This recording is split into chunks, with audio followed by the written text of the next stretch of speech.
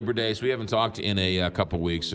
And so I want to get your take on Donald Trump cutting a deal with the Democrats and why Republicans are so upset with Mitch McConnell and Paul Ryan. If it's not for Mitch McConnell, Merrick Garland is sitting on the Supreme Court and not Neil Gorsuch. So let's start with Mitch McConnell. Why don't they like Mitch McConnell? Well, because he represents in their eyes, the establishment, the status quo. Now, remember, when we say why do they not like him, we're not. I think we're talking about still the Breitbart movement. You know, this group out there that just thinks all of the people that have ever lived or worked in Washington D.C. after this election should have left. You know, what's very interesting and ironic about this latest development is that President Trump cuts a deal with the Democrats. Understandably, it's gonna piss off some Republicans and whatnot. But you know, he's obviously doing it thinking about the Harvey relief. He hasn't been there long enough to really know or understand how the whole debt ceiling limit debate really works.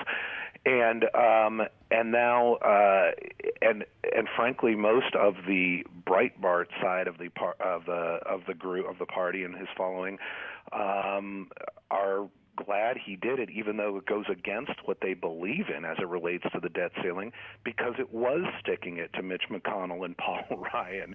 So they're using Paul Ryan and Mitch McConnell as kind of excuses for a very suspicious and dubious move that President Trump made.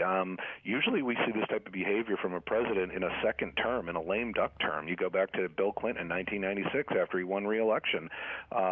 He called up Newt Gingrich, said, hey, bring your boys down, let's have a beer and talk about how we're going to get welfare reform or a balanced budget done. And they did. And Clinton scored a lot of points for that in history as someone that accomplished things and worked across the aisle. But you typically don't see it in the first term. But again, I mean, we keep using this word of not typical, atypical with this president. It's just something new every day. Do you think Paul Ryan really has a chance to lose his job as Speaker of the House? No, not at all.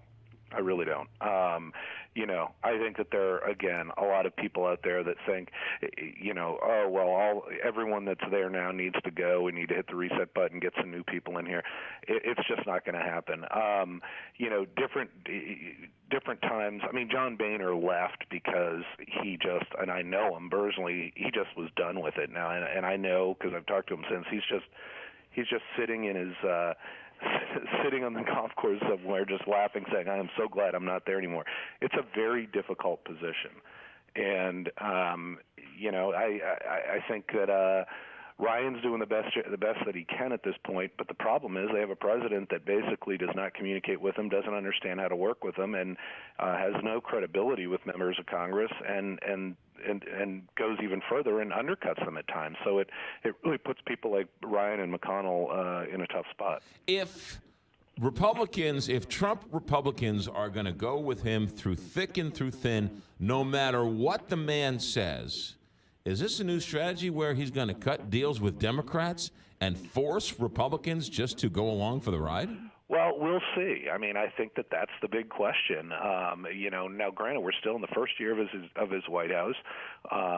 You know, what we're seeing now, McGraw, which is fascinating, is we're starting to see more and more Republican retirements in the House, and even more so in the Senate, in states and congressional districts that are important swing districts, or ones that Trump even won. I think these guys are just tired of being here, even after 9 months with this president, and are really scared and worried about the whole Bannon Breitbart movement taking them on in a primary. And so they're just like, I'm done with it. We've had it.